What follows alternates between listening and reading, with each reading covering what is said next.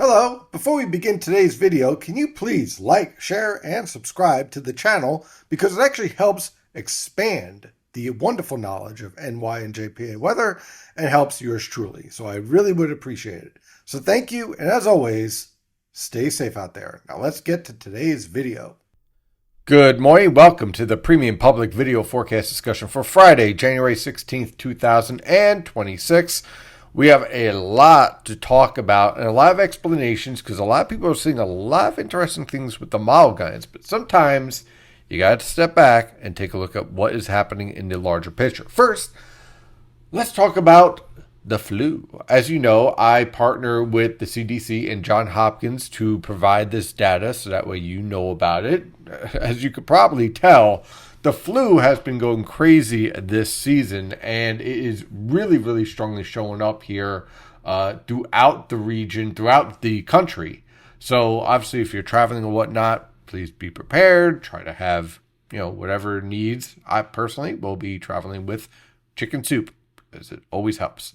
But, talk to your doctor, and, if you start feeling a little bit off, maybe back off a little bit, talk to your doctor, maybe get a test to make sure that the flu doesn't ravage you, because it's been bad this season. Just take it from personal experience and also what I've been hearing around from friends and family. So definitely stay safe out there and protect yourself. Okay. The good news is that COVID and the RSV is not as bad. So that's certainly good. I understand from some of my virologist friends that when one virus is really dominating, the others kind of take a step back. So that's certainly one little good news. So there's that. But the flu season is being nasty this year.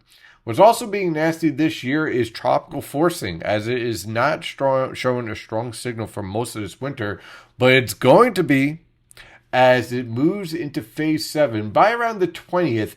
It moves into phase 7. Again, the updated short-range model guidance also supports this, kind of lingering around phase 6. And phase 6 is typically not a supportive signal for major storms, but it's a really good signal to say, hey, changes are on the way. And boy, are there. Once this goes into phase 7 and rockets right into phase 8, then we start moving into a far more favorable weather pattern for short waves to interact, okay? So it increases your potential for winter storms. I'm not guaranteeing anything because that's just silly. And I'm not showing you 15-day snow maps or 45-day snow maps because that's just misleading. But what I can tell you right now is that with this weather pattern and with this signal in the long range, the extended European and even the the CFS guidance is showing this, along with the other guidance. We go from 8 to 1. If I'm looking for a favorable MJO phase for winter storm signals, for cold signals, it is MJO phases 8 and 1 in January and February. And that's what we're seeing here for the second half of January and also the first half of February. So certainly some very interesting data showing up there. So this would suggest that subtropical jet stream is going to be pretty active and will be playing nice with the polar jet stream to potentially set up some interesting events. Again, how these short waves interact in this time period will be the main story that we'll be focusing on, because how they interact will tell you what to expect for these winter storms. A perfect example is actually what's happening this weekend. Meanwhile, the polar vortex is expected to get stronger and then kind of meander towards a neutral state, pretty much a near normal state. So this is one part of measurement of the polar vortex, okay? So stronger winds and then backing off. So it's a strong polar vortex and then it weakens back off. But it also, because of all the other changes, EP flux going on and the disruptions, it's also a displaced polar vortex. So yes, it strengthens, but also gets displaced towards North America. Now we're under 10 days for this signal, and it is pretty strong. And it goes through 15 days. Again, as I was telling premium members for the past couple of weeks, when we see this type of signal show up, understand we're still in this stretching idea, right? So if it stretches, it has to contract. So this is a huge signal to support plenty of cold air to invade the eastern two-thirds of the United States and even impact parts of the Rockies, okay? When that happens, it's going to get, let's see, plenty of moisture with the subtropical jet stream, plenty of cold air via the polar jet stream and the Arctic jet stream. So this is a signal A of plenty of cold air, but it also could be a signal of suppressing the storm track to the south, which is also a possibility. Okay, so we're just talking about the overall possibilities through mid-February. Very, very interesting stuff setting up. We'll have to continue to monitor this. This is not, and never is, really a guarantee of winter storms or snow for your backyard. But it certainly puts you in the game, okay? With that being said, again, we have to watch how these shortwaves interact, how they play together, where the trough axis is, the ridge axis is, and stuff I can't tell you 7 days out, let alone 15 days out, okay? So there's a lot of interesting signals here, and we will be busy monitoring this.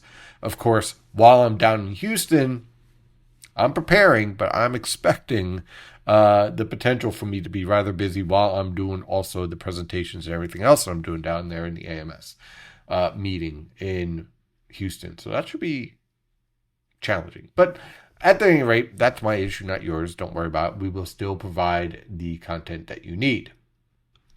So where are we right now?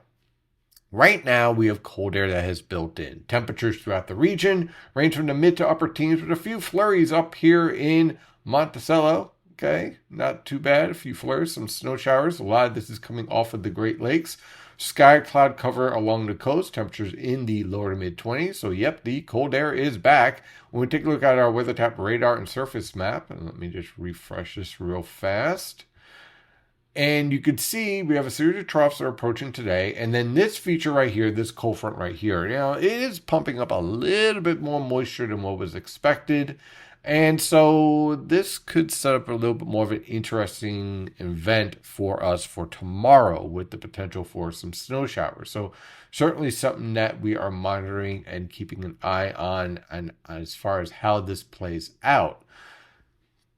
There is a chance here, as this cold front drops in, because of this enhancement right here that we're seeing, and you can also see it right here, that we could get a little bit of burst of a moderate snowfall, let's say just to north and west of the I-95 corridor. So it's something that I'm keeping an eye on very carefully as we move on into the afternoon hours. I plan on having public maps out. Again, this is not a major snowfall in any way, shape, or form, but, light snowfalls and everyone's out for the weekend means slippery, slick roads. So definitely we have to be aware of that. And it looks like this system and the enhancement of this shortwave will come in at just about 10 a.m. to 6 p.m. with periods of light snow mixing with a little bit of rain at times. Again, this is not a heavy snowfall event, but it doesn't take much to create slick roadways and issues throughout the region. And again, on the upper level winds here, a couple of interesting points here as we head into the weekend. One, the ridge is off the coast. Okay, huge signal here. This is very important because it tells us about the potential for these short waves to amplify and to tilt into either a neutral state or a negative state, and how deep they could dig into the mid-Atlantic and into the Tennessee River Valley and the Ohio River Valley. So right now, we clearly have a little bit of slight blocking here in the Northern Atlantic, not really a true negative NAO as we look at it right now. Certainly a nice ridge off the west coast driving the cold air southward, and our subtropical jet stream is suppressed to the south here, not really in the game just yet, and not really supporting any really good alignment between the short waves. So that's where we are right now. Let's take a look at 500 millibars, and we'll take a look at a couple of different models, okay? So it's not just the European. We got the European here swinging on through. Hey, there's our first storm that didn't have a chance to phase. It kicks out. For today, we have a nice upper level ridge over us, and so that means pretty much tranquil conditions. Can't rule out a flurry or two. Now here's tomorrow, and again, you can see this shortwave, again, not really driven much by strong PVA here. What this is driven by is more about the frontogenesis here at 850 millibars. Okay, there's a nice lifting here showing up, and also the rising motion here at 700 millibars. Okay, and right about here. So this tells me, okay, as the cold front's moving through, it has a nice little support for end-of-front precipitation. You got a nice little moisture field associated with it. Let's pull up the precipitable water values. Let's see, where are you? Right here. Here we go. And during this time period, a little bit of a surge, a little bit, just enough. So this supports the potential here for a nice little light to moderate burst. Not anything heavy or anything. There are no model trends. You don't have to worry about that. It's just the overall theme of what this pattern is. Then we talk about Sunday with everyone running around saying, oh, it's trending west, it's trending east, it's trending north, it's trending south. No. This isn't about model trends, okay? Let me explain what's happening here. So first of all, for Sunday afternoon into Monday morning, this feature comes in, neutral tilt. This feature falls in behind it. Because it isn't able to dig, because this ridge is off the coast, you end up with a neutral tilt. So this tells you a couple of different things about this storm, which we'll go over in a minute. But I'd be remiss if I didn't show you the AI guidance, which a lot of people are suggesting that it is trending west. It's not. It's still a strong shortwave, but it's a neutral tilt. The only one that's going with a somewhat negative tilt is our good friend, the GFS, which is right here, okay? And it does this silly thing, okay? Now, the problem with this silly thing is that no guidance has this feature this strong. But because it's this strong, and literally tries to close it off over Lake Michigan as an upper level low, it forces, because of mass, right? This is a conservation of mass. This leads to rising motion, so you must have sinking motion. You must have a little bit more weight in the back end of this trough, and that causes this to go negative tilt. That has been an error for days. It tried to correct itself. The GFS AI guidance is still as clueless in this factor, but I couldn't find any other guidance that closes this feature off like this. And so this is a warning sign here, okay? So I'm not going to follow this. If you want to really follow AI guidance because you think it's a wonderful crystal ball, then you have to look at this. Again, open trough. It's a nice little short wave, but it's not enough to cause this to go into a negative tilt. It goes into a neutral tilt. So with this neutral tilt, you get the short wave and get the lifting. Now, what does this mean for us? Well, it means you have all your lifting, all your dynamics out here, right? So, hey, you guys in southern New England, out towards Boston, the Cape, even eastern Long Island, like extreme eastern Long Island. This could lead to a little bit of a period of light snow, okay? So we're going to keep a very close eye on the east end of Long Island over the next 24 hours. It could equal maybe 1 or 2 inches of snow, but the main event is all out here. Okay, it has to be because that's where your divergence and diffluence is. So there is no trend or no sign of this storm ending up further west, producing a surprise 8 inches of snow or anything of that nature. If you want to look for 1 or 2 inches on the east end of Long Island, I definitely think that that is in the realm of possibility on Sunday. Rest of the region, flurries, maybe a snow shower. That's about it. Okay, and again, you could see this lifting factor. Again, you could take a look at the moisture here. Again, it remains off the coast. You got a nice little bump here, maybe out towards the Cape and the east end of Long Island. In terms of our lifting parameters, again, we'll look at 700 millibar omega. This is rising motion. Everything's out in the Atlantic, where it should be, based on the orientation of this trough and where your best jet stream dynamics are. Again, here's our feature coming in at 700 millibars. Heading right on out. So that's where I think that we'll see this become very interesting. Anyway, you slice it, it is going to be rather chilly. Now, for tomorrow, the boundary layer at the surface on the coastal plain is going to be a little bit questionable. So don't be surprised to get a little bit of rain-snow mix on the coast. In the I-95 corridor, northwest of the I-95 corridor, this is a light snow, and then everyone changes over to snow, okay? So, again, this is not a heavy snowfall, but it is a light snowfall, which will make roadways slick. And then, of course, plenty of cold air on Sunday. Anyone who gets precipitation, it will be in the form of snow. There is no doubt about that. So let me quickly pull up the impact map, what I'm expecting here for, and again, I'll issue a public map, maybe make a little twinge here and there, with the 12Z guidance. But my overall idea here is that if you're on the immediate coast in Long Island, this time trace to 1 inch for tomorrow. Not that big of a deal. Most on cold surfaces. Then for the I-95 corridor and locations off to the west, light snow. Could see a little bit of a raindrop or two, but for the most part, light snow, about a 1/2 inch to 2 inches of snow will be possible. Most locations, in terms of their treated pavement, slush on cold surfaces, easily picking up 1 inch, maybe a rogue inch more, up to 2 inches if you get into one of those steadier snow showers.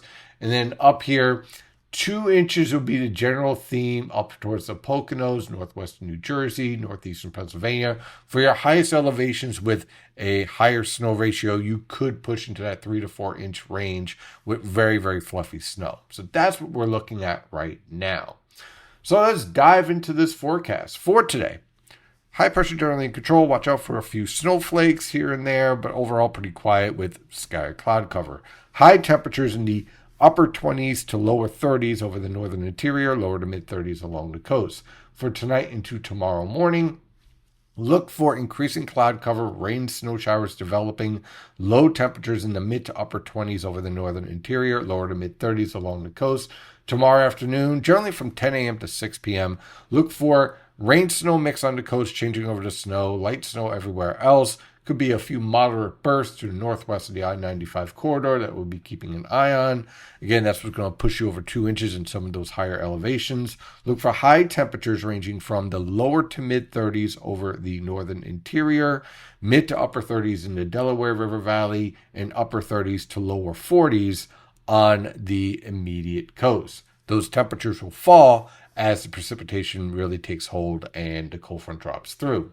Then we get to Saturday night into Sunday morning. Look for sky cloud cover with low temperatures in the lower to mid 20s over the northern interior, mid to upper 20s in your suburbs, upper 20s to lower 30s in your urban areas and along the immediate coast. Sunday afternoon, there's our low pressure system off the coast. Now, what's happening here is that with the strong PVA, you're not seeing the storm shifting any further west. The storm track is not shifting any further west. But the model guidance is trying to adjust for the precipitation shield because you're interacting with very cold air and moisture being thrown into it. So on Sunday afternoon and evening, you get this signal that's showing up that everyone's looking at as, oh, it's expanding west or it's shifting west. In reality, dry over the interior, along the coastal plain, a few scattered snow showers.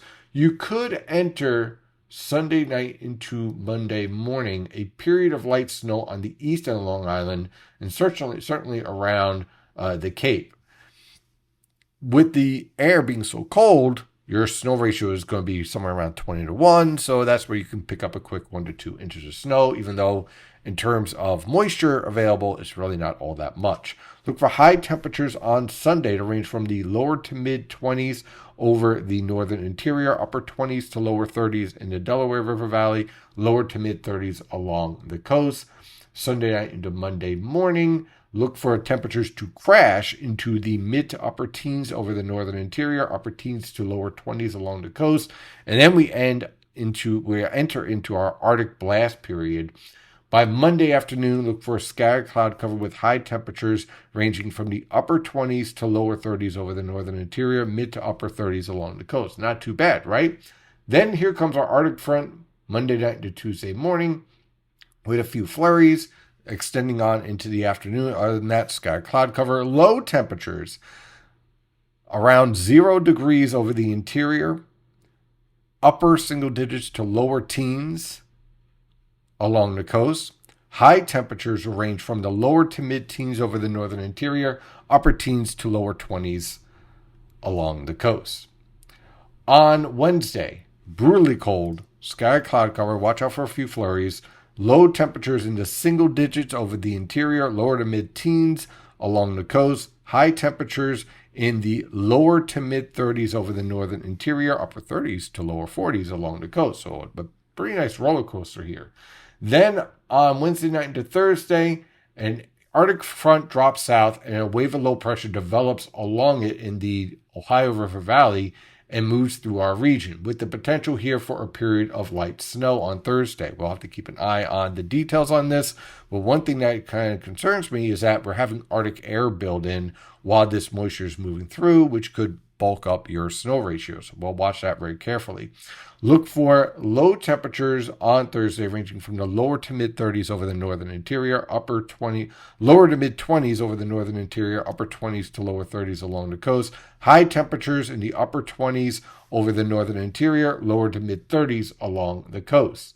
Then that exits, and next Friday, look for scattered cloud cover, very cold, low temperatures in the single digits below zero to the single digits above zero over the interior, single digits to lower teens along the coast, and high temperatures in the mid to upper teens over the interior and lower to mid 20s along the coast. So we went over a lot. We'll be keeping an eye on these systems. The overall theme for this weekend is that these systems are weak, that move over us on Saturday and pushed to the east on Sunday, with the best potential for any type of accumulating snow out towards the east end of Long Island, which we'll keep an eye on. But the primary threat for most of the region for accumulating snow is actually tomorrow afternoon as our Arctic cold front drops through. That's the details for this week's Premium Public Video discussion. I hope you have a wonderful weekend, and as always, stay safe out there. Thank you for watching today's video. I really do appreciate it. But if you want to help the channel out even more, and myself, of course, you might want to check out Premium Consulting Membership, which provides amazing content and information that you get beyond the daily video that you see Monday through Friday. So what do you get? Well, you get updates every day in the Premium dashboard, starting with, of course, checking out the latest winter forecast or other seasonal forecasts throughout the year, live coverage room where you can ask me questions live and I respond usually within a few minutes. Also, the latest holiday updates, how the weather will impact that upcoming holiday. If you are into landscaping or you work in landscaping, should I say, you will get the latest details on whether or not rainfall will be a threat and impact your job. And of course, there is all the other content. The zoomed in impact map, the severe threat analysis, long range thoughts, the premium consulting video, and also energy analysis, seasonal analysis, additional analysis when the storms get really tricky, winter storm overviews, and when the tropics gets really active, all of the updates, including the individual storms and the overview as well. And if you're a business owner, we also have a specific impact forecast for you guys as well, your own weather map. So let's take a look at the prices. Pretty fair. $15 a month gets you all this information. If you're looking for a little bit of a discount, you can also have a yearly at $150 and quarterly at $60. And also, for all of you business owners out there, you have the ability to get your own web page, your own consulting analysis based on what you need every day in the morning, updated Monday through Sunday without any delay. And of course, you can call me up as well and have that one-on-one consultation. So all this and more at NY and JPA Weather. Thank you as always for being a subscriber and watching the videos. But if you're looking for a little bit more, this would definitely be one of the ways to do so. So in the meantime, stay safe out there.